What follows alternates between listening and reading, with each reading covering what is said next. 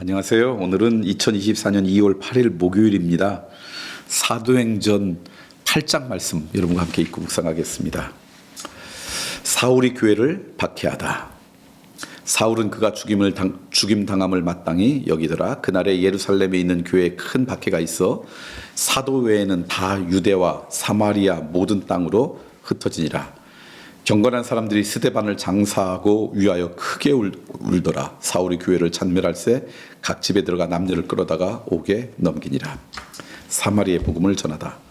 그 흩어진 사람들이 두루다니며 복음의 말씀을 전할새 빌립이 사마리아 성에 내려가 그리스도를 백성에게 전파하니 무리가 빌립의 말도 듣고 행하는 표적도 보고 한 마음으로 그가 하는 말을 따르더라.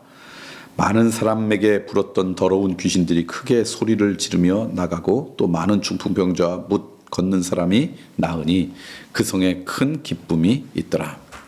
그 성에 시몬이라 하는 사람이 전부터 있어 마술을 행하여 사마리아 백성을 놀라게 하며 자칭 큰 자라 하니 낮은 사람부터 높은 사람까지 다 따르며 이르되 이 사람은 크다 일컫는 하나님의 능력이라 하더라. 오랫동안 그 마술에 놀랐으므로 그들이 따르더니 빌립이 하나님 나라와 및 예수 그리스도의 이름에 관하여 전도함을 그들이 믿고 남녀가 다 세례를 받으니 시몬도 믿고 세례를 받은 후에 전심으로 빌립을 따라다니며 그 나타나는 표적과 큰 능력을 보고 놀라니라. 예루살렘에 있는 사도들이 사마리아도 하나님의 말씀을 받았다 함을 듣고 베드로와 요한을 보내매 그들이 내려가서 그들을 위하여 성령 받기를 기도하니 이는 아직 한 사람에게도 성령 내리신 일이 없고 오직 주 예수의 이름으로 세례만 받을 뿐이더라. 이에 두 사도가 그들에게 안수하며 성령을 받는지라. 시몬이 사도들의 안수로 성령 받는 것을 보고 돈을 들여 이르되 이 권능을 내게도 주어 누구든지 내가 안수하는 사람은 성령을 받게 하여 주소서 하니 베드로가 이르되 내가 하나님의 선물을 돈 주고 살 줄로 생각하였으니 내 은과 내가 함께 망할지어다. 하나님 앞에서 내 마음이 바르지 못하니 이 도에는 내가 관계도 없고 분깃도 될 것이 없느니라. 그러므로 너의 이 악함을 회개하고 주께 기도하라. 혹 마음에 품 것을 사하여 주시랴. 내가 보니 너는 악독이 가득하며 불의에 매인 바 되었도다. 시몬이 대답하여 이르되 나를 위하여 주께 기도하여 말한 것이 하나도 내게 임하지 않게 하소서 하니라. 두 사도가 주의 말씀을 증언하여 말한 후 예루살렘으로 돌아갈새 사마리아인의 여러 마을에 복음을 전하니라. 빌립과 에디오피아 넷이 주의 사자가 빌립에게 말하여 이르되 일어나서 남쪽으로 향하여 예루살렘에서 가사로 내려가는 길까지 가라 하니 그 길은 광야라. 일어나 가서 보니 에디오파 사람 곧 에디오파의 여왕 간다게의 모든 국고를 맡은 관리인 네시가 예배하러 예루살렘에 왔다가 돌아가는데 수레를 타고 선지자 이사야의 글을 읽더라. 성령이 빌립대로 이르되 이 수레에 가까이 나아가라 하시거늘 빌립이 달려가서 선지자 이사야의 글 읽는 것을 듣고 말하되 읽는 것을 깨닫느냐. 대답하되 지도해 주는 사람이 없으니 어찌 깨달을 수 있느냐 하고 빌립을 청하여 수레에 올라 같이 앉으라 하니라. 읽는 성경 구절은 이것이니 일렀으되 그가 도살자에게로 가는 양과 같이 끌려갔고 털 깎는 자 앞에 있는 어린 양이 조용함과 같이 그의 입을 열지 아니하였도다. 그가 굴욕을 당했을 때 공정한 재판도 받지 못하였으니 누가 그의 세대를 말하리요. 그의 생명이 땅에서 빼앗김이로다 하였거늘 그 내시가 빌립에게 말하되 청컨대 내가 묻노니 선지자가 이 말한 것이 누구를 가리킴이냐 자기를 가리킴이냐 타인을 가리킴이냐. 빌립이 입을 열어 이 글에서 시작하여 예수를 가르쳐 복음을 전하니 길 가다가 물 있는 곳에 이르러 그 내시가 말하되 보라 물이 있으니 내가 세례를 받음에 무슨 거리낌이 있느냐. 이에 명하여 수레를 멈추고 빌립과 내시가 둘 다 물에서 내려가 빌립이 세례를 베풀고 둘이 물에서 올라올새 주의 영이 빌립을 이끌어간지라. 내시는 기쁘게 길을 가므로 그를 다시 보지 못하니라. 빌립이 아수도에 나타나 여러 성을 지나다니며 복음을 전하고 가이사라에 이르니라. 사도행전 8장 말씀 여러분과 함께 읽었습니다.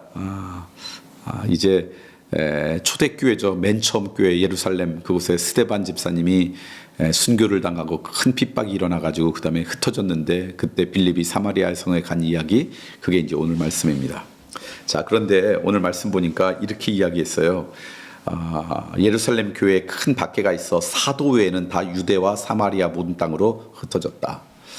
예수님께서 이 땅을 떠나시면서 사도행전 1장에 그랬죠. 예루살렘과 온 유대와 사마리아와 땅끝까지 이르러 내 증인이 되었으면 좋겠다. 그러니까 예수님께서 우리에게 원하시는 삶은 흩어져서 그리스도의 복음을 증거하는 건데 예루살렘 교회 모이니까 좋았어요. 하나님의 은혜가 넘쳤어요. 사도들의 말씀을 읽는 게 너무 귀중했어요. 바깥에는 혹시 가면은 핍박받을 수도 있다는 생각이 들었어요. 그래서 사람들이 가지 않았어요. 그랬는데 핍박 때문에 어쩔 수 없이 흩어지게 된 거죠.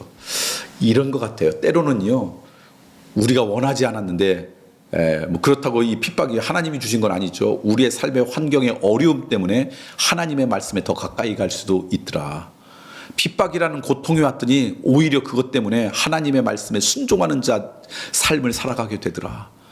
그러니까 오늘 우리가 살아가면서 어떤 일이 벌어지든지 그곳에 담겨지는 하나님의 뜻이 무엇일까, 이것을 통해 받아야 할 메시지가 무엇일까를 발견하는 게 그게 지혜롭고 신앙인이 아닐까 생각됩니다. 때로는 하나님은 우리의 고통을 통해서도 역사하시고요. 때로는 하나님이 우리의 안타까움을 통해서도 하나님의 뜻을 이루시는 거죠. 이들은 핍박이 와서 정말 고통이었는데 그것 때문에 오히려 하나님의 뜻은 확장되어졌어요. 사도를 제하고 다 흩어진 일이 벌어졌다. 그러니까 여러분, 어떤 여러분이 원치 않는 일이 벌어지면 그것 때문에 좌절하고 절망하고 그냥 근심하고 걱정하고, 그거부터 반응하기 전에 믿음으로, 하나님, 나에게 이 어려운 일이 생긴 게 무슨 뜻입니까? 이걸 통해 내가 어떻게 하기를 원하십니까? 그런다 그러면 오히려 그 고통이 여러분에게 은혜의 도구가 되고요. 그 어려움이 오히려 여러분을 성숙의 도구가 될 수도 있습니다. 여러분 오늘 하루 가운데 있다면 그냥 감정적으로 반응하는 게 아니라 그곳에 있는 믿음의 의미, 신앙의 의미를 한번 발견했으면 좋겠다라는 생각이 들어요.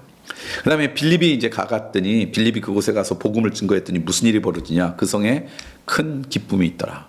얼마 전에 어느 분을 만났더니 교회 이름이 뭐예요? 그랬더니 기쁜 교회 그러더라고요. 기쁨입니까? 그러니까 기쁜 교회래요. 그래서 어떻게 그런 이름을 지었어요? 그랬더니 바로 이 말씀, 빌립으로 인해서 사마리아 성에 큰 기쁨이 있어서 우리 교회를 통해서 이 지역에 큰 기쁨이 있으면 좋겠다. 그래서 기쁜 교회, 하나님의 기쁜, 하나님께서 기뻐하시는 기쁜 교회가 됐으면 좋겠다.